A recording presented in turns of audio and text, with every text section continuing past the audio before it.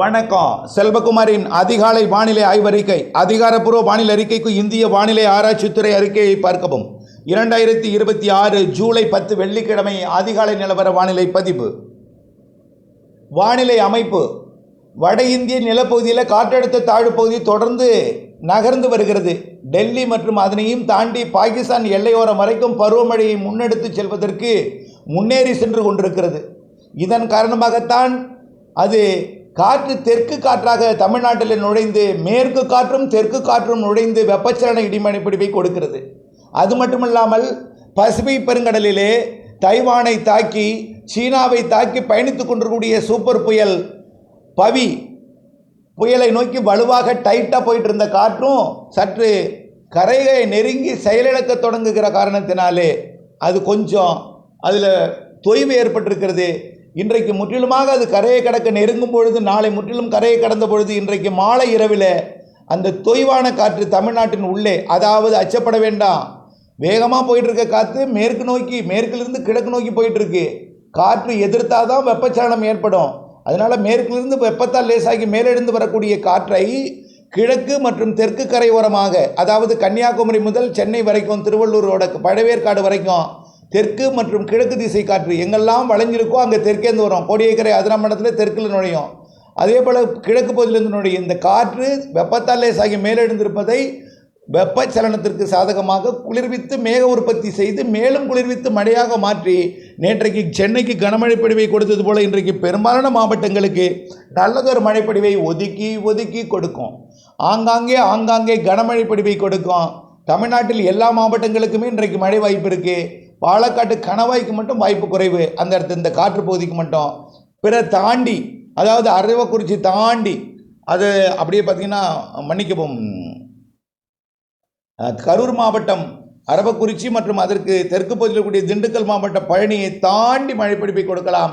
வால்பாறையில் கொடுக்கும், நீலகிரியில் கொடுக்கும், ஈரோடு கொடுக்கும், கோயம்புத்தூர் வடக்கு கொடுக்கும், கோயம்புத்தூர் மாநகரத்திற்கு கொடுக்க வாய்ப்பு இருக்குது, திருப்பூர் வடக்கு கொடுப்பதற்கு வாய்ப்பு இருக்குது, மற்றும் ஈரோடு கொடுப்பதற்கும் நாமக்கல், கிருஷ்ணகிரி, தருமபுரி மற்றும் தெற்கே திண்டுக்கல் மற்றும் மதுரை, விருதுநகர், திருநெல்வேலி, கன்னியாகுமரி, தென்காசி மற்றும் தூத்துக்குடி, ராமநாதபுரம் உள்பகுதி, அதாவது சிவகங்கை மாவட்டத்தை ஒட்டிய பகுதி, விருதுநகர் மாவட்டத்தை ஒட்டிய பகுதி மற்றும் தூத்துக்குடி மாவட்டம், கோவில்பட்டி உள்ளிட்ட பகுதிகள் மற்றும் சிவகங்கை மாவட்ட பகுதி, மதுரை மாவட்ட பகுதி, புதுக்கோட்டை மாவட்ட பகுதி, டெல்டா மாவட்டங்களின் பகுதிகள் மற்றும் திருச்சி, அரியலூர், பெரம்பலூர், கடலூர், கள்ளக்குறிச்சி, விழுப்புரம், கிருஷ்ணகிரி, தருமபுரி மாவட்டத்தோட கல்வராயன் மலைப்பகுதிகள், சேலம் மற்றும் நாமக்கல் மாவட்டத்தோட கொல்லிமலை மற்றும் கல்வராயன் மலைப்பகுதிகள் மற்றும் அப்படியே பார்த்தீங்கன்னா திருப்பத்தூர், வேலூர், ராணிப்பேட்டை, திருவண்ணாமலை, கள்ளக்குறிச்சி, விழுப்புரம், புதுச்சேரி, கடலூர், சென்னை, திருவள்ளூர், காஞ்சிபுரம், செங்கல்பட்டு இத்தனை பகுதிகளுக்கும் இன்றைக்கு மழை இருக்குது. மாலையில் இப்போ பார்த்திங்கன்னா சென்னையில் நேற்றைக்கு பெய்த மழைப்பொழிவு மேகமூட்டம் தொடர்ந்து நீடித்து கொண்டே இருக்குது.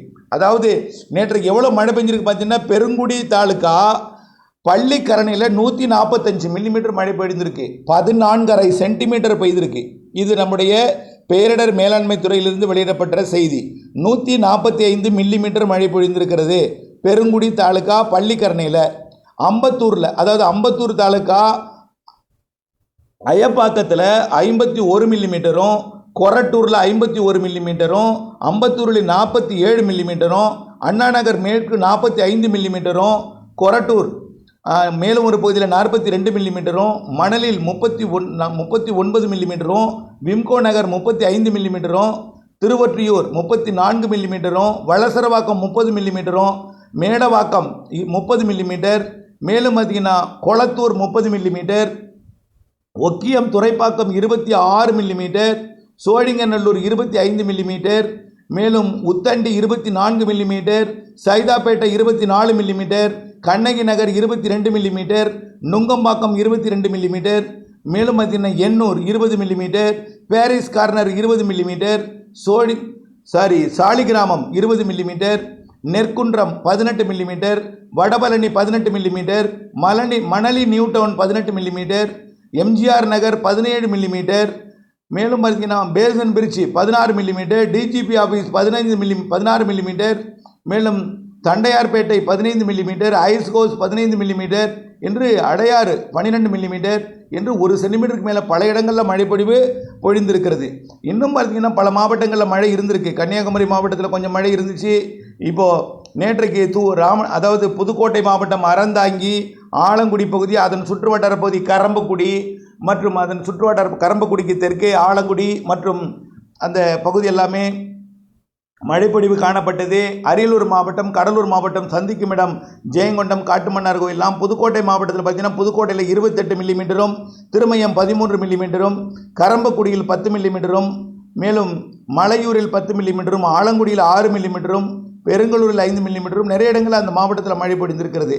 மேலும் பார்த்திங்கன்னா ராணிப்பேட்டை மாவட்டத்தில் பணப்பாக்கத்தில் 16 மில்லிமீட்டரும், காவிரிப்பாக்கத்தில் 10 மில்லிமீட்டரும் இன்றும் நிறைய இடங்களில் அந்த மாவட்டத்தில் மழைப்பொழிவு பொழிந்திருக்கிறது. இன்னும் முழுமையாக அறிக்கை கிடைக்கப்பெறவில்லை. கிடைக்கப்பட்டது வரைக்கும் நான் சொல்லிகிட்டு இருக்கேன். ஆகவே மேலும் இன்றைக்கு மழைப்பொழிவு பார்த்திங்கன்னா பல மாவட்டங்களில் கிடைக்க இருக்கிறது. இன்றைக்கு ஒரு நாள், நாளையும் மழை இருக்குது. இன்றைய மழையில் பாதி, அதாவது இன்றைய மழை நேற்றைய மழைக்கு கூடுதலாக இருக்கும். நாளைய மழை இன்றைய மழையில் பாதியாக இருக்கும். நேற்று போல் இருக்கும்னு சொல்லலாம் நாளைய மழை. ஓகே, 3 நாட்களுக்கு நம்ம ஏற்கனவே நீண்ட காலமாக சொல்லிட்டு வர்றோம். 9, 10, 11, 9, 10, 11ன்னு நீண்ட காலமாக சொல்லிட்டு இருக்கோம். 10ஆம் தேதியை மையமாக வைத்து அந்த நாள் தான் இந்த நாள், 10ஆம் தேதி. ஓகே, அடுத்த மழை எப்போ?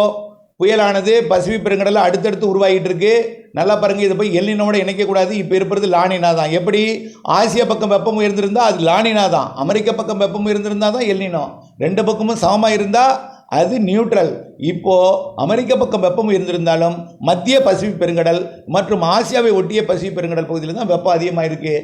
இதனால தான் அடுத்தடுத்த புயல்கள் இப்போ சீனாவை தாக்க போகுது, சூப்பர் புயலாக. அடுத்து ஜப்பானை நோக்கி போக போகுது. அடுத்தது பார்த்திங்கன்னா ஹாங்காங்கை நோக்கி வரப்போகுது. ஹாங்காங்கை நோக்கி வர தொடங்கிட்டாலே அடுத்தது தென்சீன கடற்பகுதி ஊடுருவி வியட்நாம், கம்போடியா, லாவோஸ் மற்றும் தாய்லாந்து, மியான்மர் வழியாக வங்கக்கடலோட வடக்கு பகுதி, அதாவது மேற்கு வங்கம், வங்கதேச பகுதிக்கும், அடுத்தது ஆகஸ்ட் மாதத்தில் அது வடக்கு ஒடிசாவிற்கும், செப்டம்பர் மாதத்தில் ஆந்திர பிரதேச பகுதிக்கும், அக்டோபர் மாதத்தில் தமிழ்நாடை ஒட்டிய ஆந்திர பிரதேச பகுதிக்கும், நவம்பர் டிசம்பர் மாதத்தில் தமிழ்நாட்டிற்கும் தென்சீன கடற்பகுதி வழியாக பசிபிக் பெருங்கடல் நிகழ்வு வரும் என்பதில் மாற்றமில்லை. ஆகவே அடுத்த நிகழ்வு, அதாவது இன்றைய மழைக்கு நாளைய மழைக்கு பிறகு வெப்பச்சலன இடிமழை பொழிவு இன்றைக்கு நாளைக்கும். அடுத்தது தென்மேற்கு பருவமழை 19ஆம் தேதியிலிருந்து தீவிரமடையும், படிப்படியாக பரவலாகும். அதாவது தென்மேற்கு பருவமழை கேரளாவிலையும் தமிழ்நாட்டின் மேற்கு தொடர்ச்சி மலையிலையும் பேர் தான் தென்மேற்கு பருவமழை. அதே நாளில் வெப்பச்சலன இடிமழை பொழிவு தமிழ்நாட்டில் மீண்டும் தொடங்கும். ஆக 9, 10, 11க்கு அப்புறம் 19 முதல் அப்படியே தொடர்ந்து மாத இறுதியிலையும் ஆகஸ்ட் முதல் 10 தேதி வரைக்கும் இருக்கும்.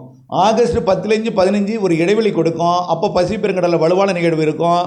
ஆகஸ்ட் 15லிருந்து தொடர்ச்சியாக ஜனவரி 15 வரைக்கும் மழை நாட்கள் தான். இடைவெளி நாட்களும் இருக்கும், மழை நாட்கள் பெரும்பாலான நாட்கள் இருக்கும். ஆகவே ஆகஸ்ட் 15க்கு பிறகு மழை வலுக்கும். தென்மேற்கு பருவமழை ஆகஸ்ட் இறுதியில் கர்நாடக அணை மற்றும் தமிழ்நாட்டின் வால்பாறை உள்ளிட்ட பகுதி, நீலகிரி மாவட்டத்தோட அவலாஞ்சி, அதாவது பவானி சாகர் நீர்பிடிப்பு பகுதிகள், ஒட்டுமொத்த தமிழ்நாட்டின் அணைகள் நீர்பிடிப்பு பகுதிகளில் ஆகஸ்ட் 15க்கு மேல் வழுக்கும் மழை, செப்டம்பரில் மேலும் வழுக்கும் மழை, நிரப்பு மழை, அக்டோபரில் மேலும் மேலும் வழுக்கும் மழை, வடகிழக்கு பருவமழை தொடங்கும் வரைக்கும் இறுதி கட்டத்தில் தென்மேற்கு பருவமழை வலுவாக இருக்கும். அக்டோபர் 18 வடகிழக்கு பருவமழை தொடங்கும். தென்மேற்கு பருவமழை பெய்து கொண்டிருக்கும் பொழுதே அப்படியே தலைகீழாக வடகிழக்காக மாறும் பொழுது எப்பொழுது தொடங்கியதென்றே வேறுபாடு காண முடியாத அளவிற்கு மழை இருக்கும். அக்டோபர் 18க்கு மேல் எடுத்த எடுப்பிலேயே அக்டோபர் இறுதி வாரத்தில் வலுத்த பலத்த மழை இருக்கும். நவம்பர் டிசம்பர் அதை விட கூடுதல் இருக்கும். ஜனவரி 10 தேதி முதல் வாரம் வரைக்கும் போது வலுத்து இருக்கும். ஆகவே தென்மேற்கு பருவமழை தாமத மழை என்பதையும் தயவு செய்து எல்னினோ, வறட்சி போன்ற வார்த்தைகளை எல்லாம் நீங்கள் மனதில் போட்டு பயங்கரமாக குழப்பி மனவேதனைப்படாதீர். தயவு செய்து பொறுத்திருங்கள். மழைப்பொழிவு தாமத மழை தான். மும்பை, சூரத் மற்றும் வட இந்திய பகுதிகள் மற்றும் அவலாஞ்சி உள்ளிட்ட அதே போல் நம்முடைய வயநாடு உள்ளிட்ட பகுதிகளுக்கு உள்ள திடீர் மழைப்பொழிவுலாம் நிறைய கொடுத்துருக்கு. அப்படிப்பட்ட மழைப்பொழிவு தான் அமையிருக்கிறது. நாம் நினைக்கும் பொழுது பெய்யாவிட்டாலும் அது சேர்த்து பெய்யும். அதற்கு நாம் முன்னேற்பாட்டுடன் இருக்க வேண்டும். பருவமழை இருக்கிறது, நம்பிக்கையுடன் இருங்கள், இணைந்தே இருங்கள் அப்டேட்ஸுடன். நன்றி.